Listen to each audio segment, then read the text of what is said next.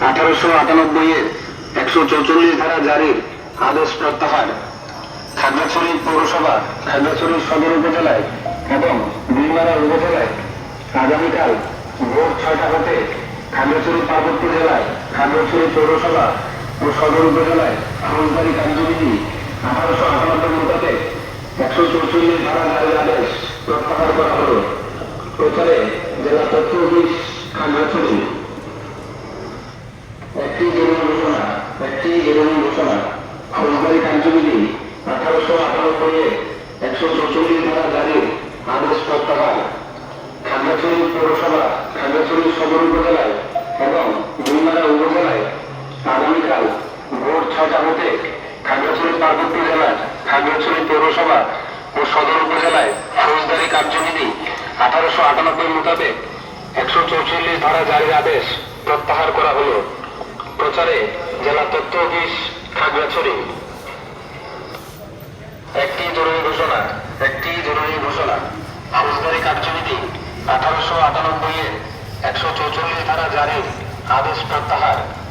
খাগড়াছড়ি পৌরসভা, খাগড়াছড়ি সদর উপজেলায় এবং ভীমমারা উপজেলায় আগামীকাল ভোর 6টা হতে খাগড়াছড়ি পার্বত্য জেলার খাগড়াছড়ি পৌরসভা ও সদর উপজেলায় ফৌজদারি কার্যবিধি 1898 মোতাবেক 144 ধারা জারির আদেশ প্রত্যাহার করা হল। প্রচারে জেলা তথ্য অফিস, খাগড়াছড়ি।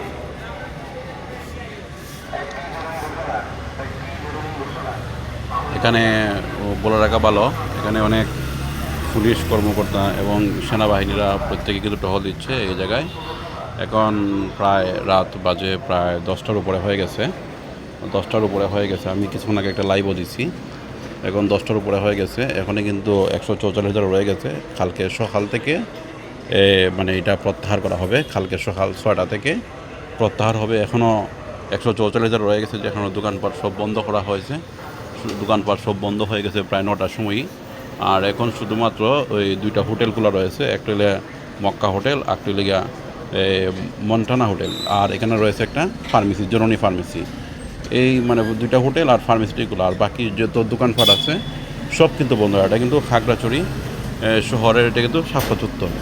ওই যে দেখেন শাপলা চত্বর, এই জায়গাটা হচ্ছে শাপলা চত্বর থেকে ওই মানে এটা আপনাদেরকে ভিডিওটা আমি শেয়ার করলাম। আর নিউজটা তো শুনলেন, মাইকের মধ্যে ঘোষণা দিছে এই কিছুক্ষণ হয়েছে। যাই হোক, আমি খাগড়াছড়ির সম্পূর্ণ আপডেট খবর সবসময় দেওয়ার চেষ্টা করতেছি ইনশাআল্লাহ। আর এখন এই মুহূর্তে আমি আপনাদের শাপলা চত্বর থেকে বিদায় নিলাম। আর প্রত্যেকে ভিডিওটি শেয়ার করার চেষ্টা করবেন এবং লাইক, ফলো এবং কমেন্ট দিয়ে পাশে থাকবেন ইনশাআল্লাহ। আসসালামু আলাইকুম।